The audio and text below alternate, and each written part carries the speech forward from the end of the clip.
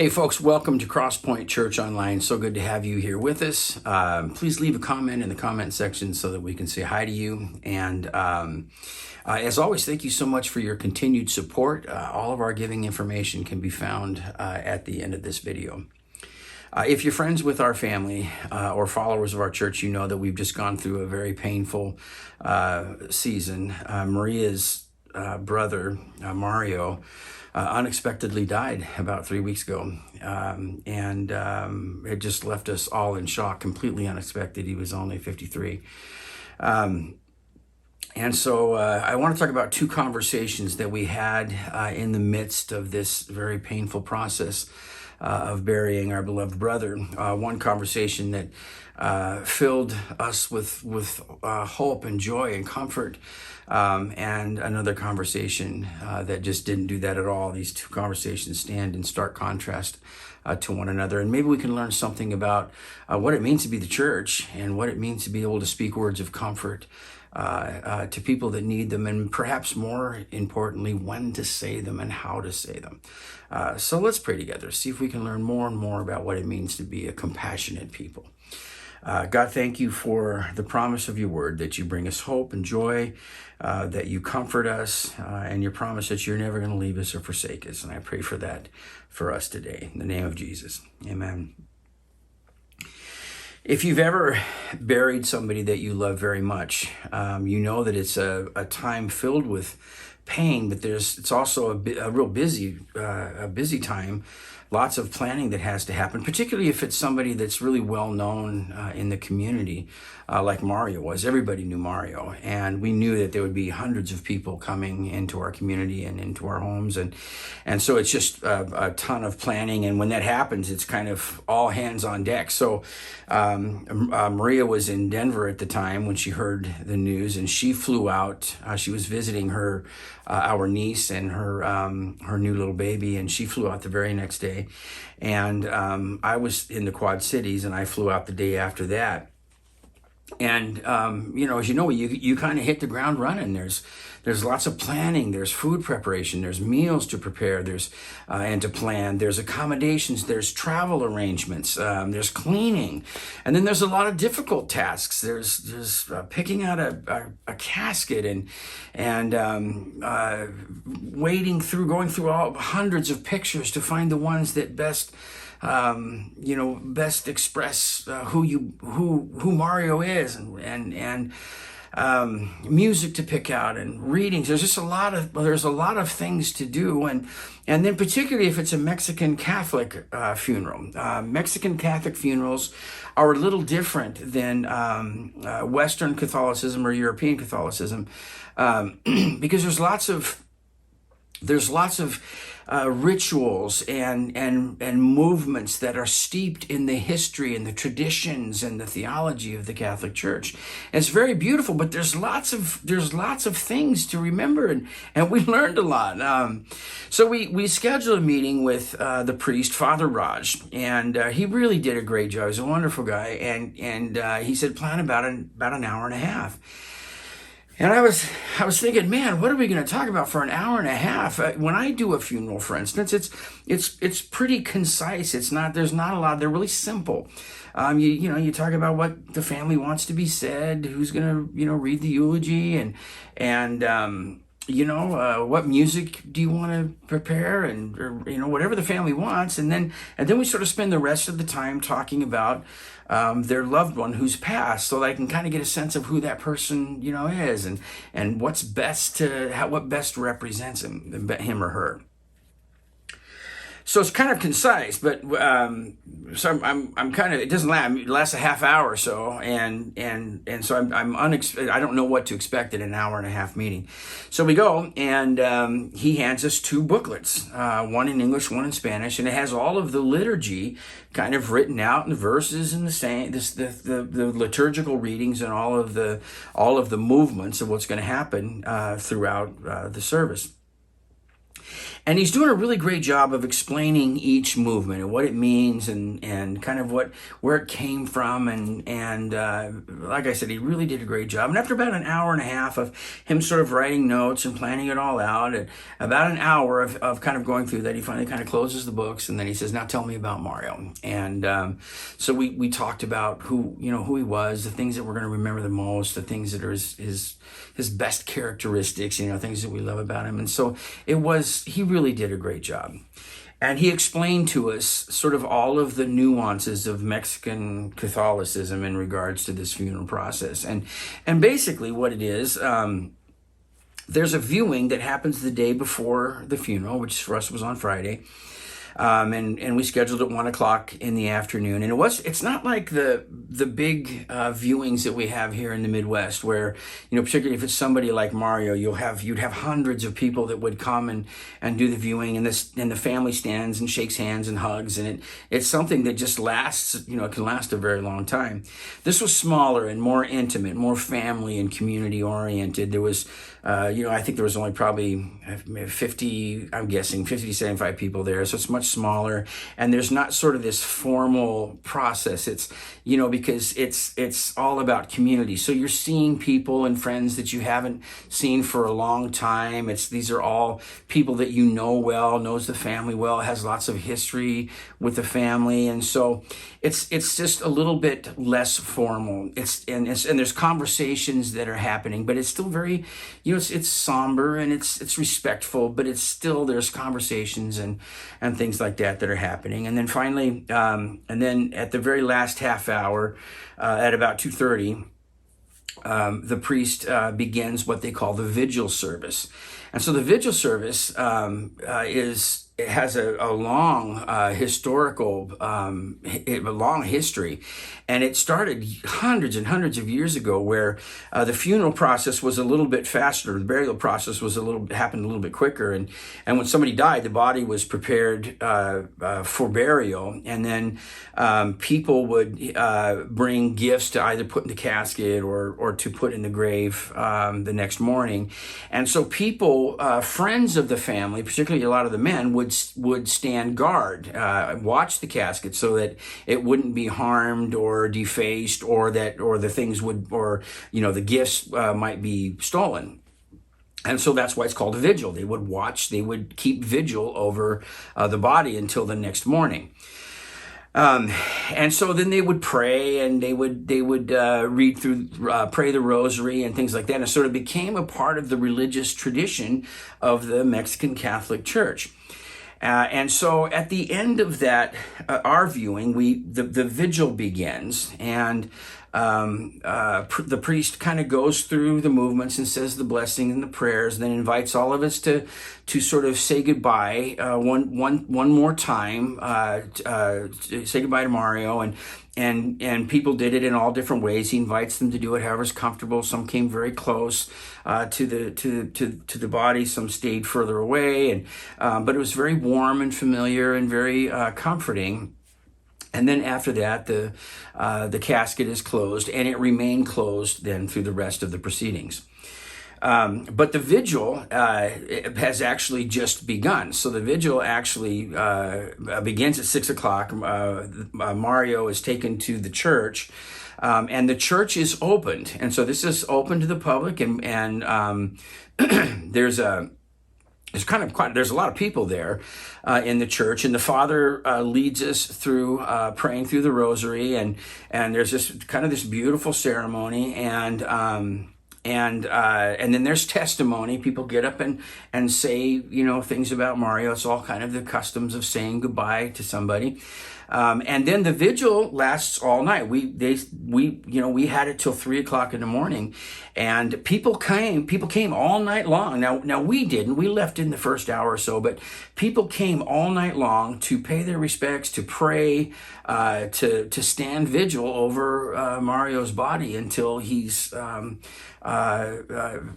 until he enters into the presence of Jesus. It's kind of this cool. There's a lot of symbolism, and it's kind of this cool thing that they do. And so then, of course, the next day is the the next day is the funeral and the graveside ceremony, and then the big meal afterwards, where there's a mountain of food. And so there's just a lot of there's a lot of similarities, but then there's a lot of things that are different, and there's lots and lots of details and lots of preparation. Now I say that because that's what Maria and I kind of found ourselves in the midst of. It was just it was hard. It's a lot of work. It took a lot of time because everybody's shorthanded. So there was a lot of mourning and sorrow, but also a lot of work, and there was joy too. We told lots of stories and we laughed, but it was really a difficult time. Maria and I were sort of really emotionally tired, physically tired, and we hadn't spent much time together. And so, we're out kind of running some errands. I said, well, Maria, why don't we go grab a sandwich? We'll just kind of sit together for a bit. So we did, and we went over to this place called Pete's. Now, Pete's Bar and Grill is kind of important to the story, because we ended up going there like 5 or 6 times, and it's where both of these conversations that I want to talk about happened. But I had found Pete's several days before. In fact, a couple of days right after we arrived, my niece and I, we went and had a mani-pedi. And so I had these, beautiful nails on my hands and my feet, but I had these really scruffy, worn out flip-flops. So I wanted to go buy a new pair of flip-flops. So after we had spent the time at the salon and had our nails done, I said, well, Savannah, let's go shop for some flip-flops. And she goes, no, you can't get flip-flops. You got to get Crocs. Crocs are so cool. They look so good on you. They're so awesome. I go, yeah, but I can't pull off Crocs at 56 years old. She said, of course you can. Everybody can pull off Crocs. So I love my niece so much, I actually went out and bought the pair of Crocs. I told her, I said, there's no way Maria's going to let me wear these shoes. And, but I said, I'll buy them. And so, I'm sure I'm taking them back the next day. And so she says, no, you'll keep them. You're going to love them. So I went, and sure enough, Maria hated them and said, no, you can't wear those. You got to take them back. They were very comfortable, by the way. So I took the Crocs back, and my niece said, well, I said, I love you very much, but I got to take these back. She says, I don't really care, because I'm going to buy you a pair. And then if your niece buys them, you have to wear them anyway. So she can be pretty convincing that way. So I took the Crocs back, and then I had to go buy the flip-flops, and I knew the ones that I wanted. And so I went over to Dick's Sporting Goods in Reading, and they had them. And so I bought these new flip-flops, and I wanted to get a sandwich. I was hungry, and so I kind of was looking around, and I saw this place called Pete's. It was just sort of right across the parking lot there. So I went over and had a sandwich and a beer, and it kind of became the place that we would go to, because that's where people go. In fact, while I was gone, my brother-in-law Scott said, people asked, he said, hey, where's Jim? And Maria said, well, he's out getting some new flip-flops and over at Dick's Sporting Goods. And Scott says, well, he's over at Pete's then, because if anybody goes to Dick's, they always end up at Pete's. And that, of course, was exactly what happened. So Pete's sort of became our sanctuary. We had, I think, 5 or 6, maybe more meetings there, because that's the only place that I really knew. I hadn't lived in Reading for 20 years, and so I didn't know all of the favorite places, but that was this really comforting place for me and for a lot of us. So we would go to Pete's. So that's where Maria and I went. So we've been here now for a week or so. We're tired. It's maybe a little longer, and we just need to kind of take a little space for ourselves. So we go to Pete's, and that's kind of where this first conversation happens. So we walk in, and sure enough, we meet 2 pastors that are there having lunch. It's about, I don't know, 1 or 2, and I've known these guys for 30 years. They're good guys. They're good friends of mine. And so I don't mean to disparage them at all, but, so we kind of, clap each other on the back, shake hands. How you doing? Good to see you guys. And one of the guys says, well, so, how come you guys are in Reading? And I go, well, Maria's brother Mario died unexpectedly a week or so ago, and so we're here to go through the funeral process with him and bury him. And he goes, now he's known our family for decades, and he goes, yeah, I heard about that. I'm really sorry to hear it, and then out of the blue, without asking how, he's known our family forever. Out of the blue, he goes, hey, you should come to church. You should come to my church on Sunday. And we were just like, what? And I said, well, no, we've been going to church with Lydia, Maria's mom, gives her a lot of comfort. And so we go to church with her. And he goes, oh, okay, yeah, yeah. And he says, well, what time is your mom's church service? I go, well, we go at noon. And he goes, well, we have two services, one at 9 and one at 11. You could come to our service first, and then you could go to church with your mom. And I was nonplussed. I didn't know what to say. It was just so out of the blue. It was so disconnected from the moment of what we were experiencing, so oblivious to our pain. So I didn't even know what to say. It was just so a conversation that completely lacked compassion or empathy. It was just this bizarre kind of conversation. We talked for the next 15 minutes or so mostly about his family and about his church. And finally we just sort of said, well, we're, all right. We went and sat down and said, good to see you guys. And so, again, no disrespect or anything. It just was a bizarre moment. So we sat and then we had our meal. And so that was the first conversation. Now, the second conversation happened at Pete's as well. I was asked. It was a great privilege and honor for me to do it, to eulogize Mario, and I was going to do it in English, and then another guy, a cousin and a wonderful guy, a wonderful friend, Ruben, was going to do it in Spanish. But Ruben was coming up from Southern California, and he was going to get right off work on Friday, and he was going to fly out, and he would just sort of get there. He didn't really have time to sit down and write it all out, and he was feeling a lot of pressure from it. So I said, well, why don't I just write it out in English, and then you can translate it into Spanish, and then just say it in your own voice. Take out, if you need to take something out or add something, just go ahead and do it. And it took a lot of the pressure off of him. And so he said, yeah, let's do that. So I wanted to get it right. I wanted to get this eulogy right. So I told Maria, hey, I'm going to kind of squirrel away for a couple hours so I can really do a good job with this thing. So I went to Pete's, and as I said, I wanted to be able to write it in a way, because it wasn't just my words. I wanted to write it in a collective way, to say the things that we as a community, as a family, wanted to say. I wanted to be able to write it in a way that could be easily translated into Spanish. And I wanted to be able to write it in such a way that it would reflect all that we were feeling, and that it was concise. If there's a eulogy in English and then one in Spanish, I didn't want it to go on forever. So I timed it out. I wanted it to be under 3 minutes. And so I really wanted to get this right. So as I said, I went over to Pete's. I kind of sat in a corner at the bar. It sort of had become a sanctuary for me. And I like, the bars are very comforting for me. I like the noise. I like there was a soccer match that was going on, and there was people at the bar talking about, football, and there's just sort of the noise of the bar and the restaurant, and I find it all very comforting and soothing, and I'm able to just sort of block it out. It becomes ambient noise, and so I can just focus on what I'm doing. So it's really common for me to kind of go work at a place like this. And so I get my computer out, and I'm sitting at the very, very end corner of the bar, and I order a beer, and I'm thinking, okay, so what do I want to say? How do I want to say it? What are the most important things? And I'm really plumbing the depths of my own heart and my own emotion. And I begin writing, and soon the floodgates are open, and I'm just weeping. It's not like little tears dropping, it's just this heart-wrenching, gut-wrenching, heaving, snot bubbling, kind of weeping, ugly crying. And I just can't help it. And I don't really care, because nobody knows me. I'm just in this bar writing things down. And the bartender, this gal was just awesome. She didn't say a word to me. She just sort of slides over a handful of a stack of napkins, and doesn't say a word, and I just keep writing.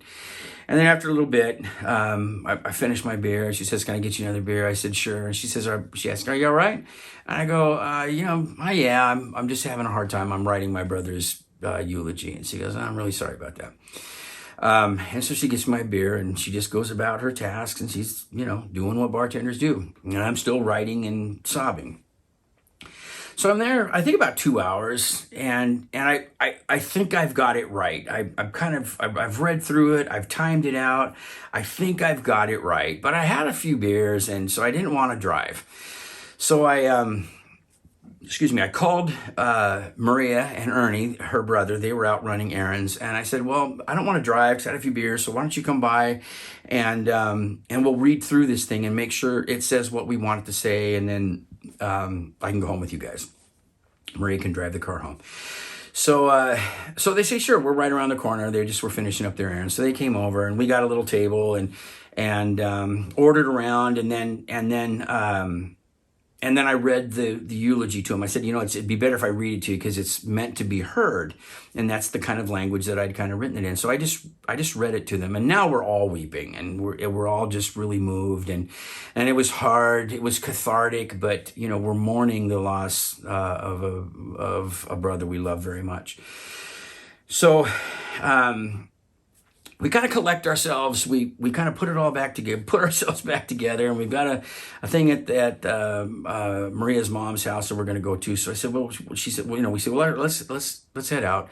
So we order the check. We get the check, and by then the bartending shift had switched over, and so there's a new bartender, and so the bartender brings out the check, and it's $10.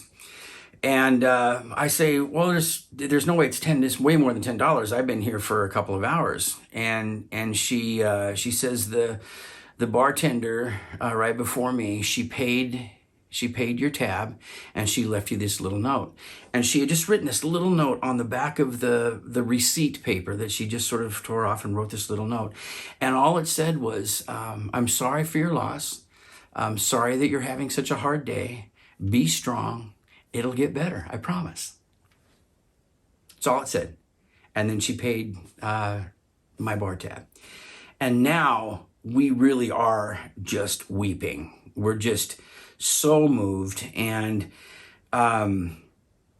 this little simple message and this act of compassion meant so much to us. When we were driving back, we were talking about it, and I said it was like Jesus was right there. It's like Jesus sat down at our table and said, "Let me get this next round.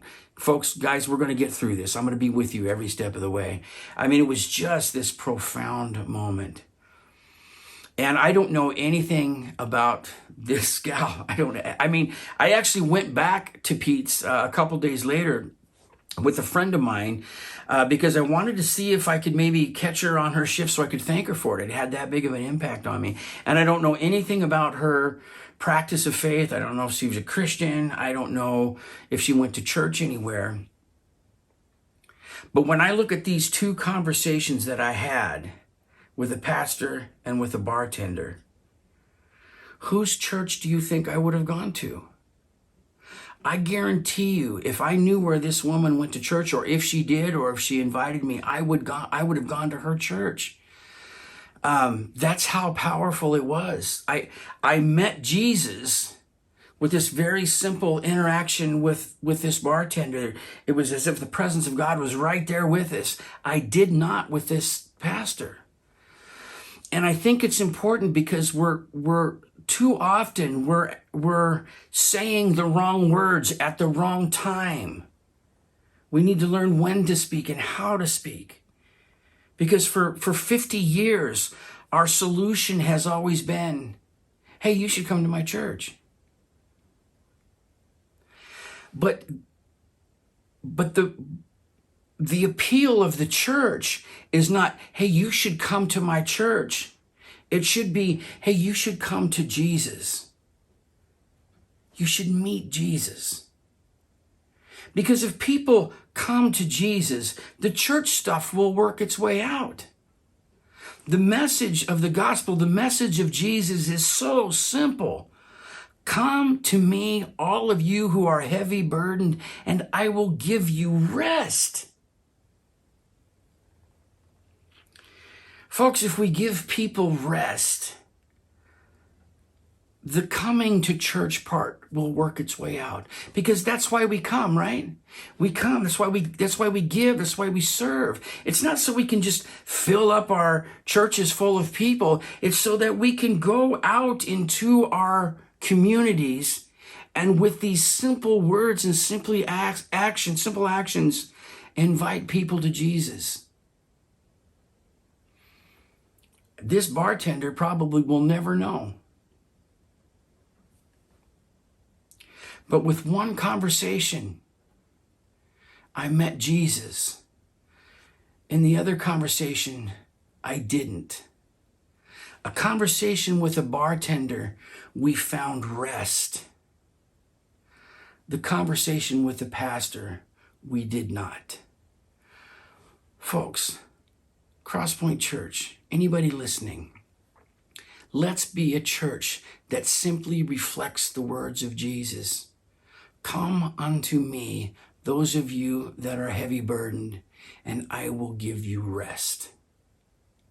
Let's be a church that offers rest. It's the heart of the gospel. Thank you for letting me share this story of ours. Thank you for being here this morning. And as always, get out there and make the world a better place, because you're in it. I'll talk to you all again soon.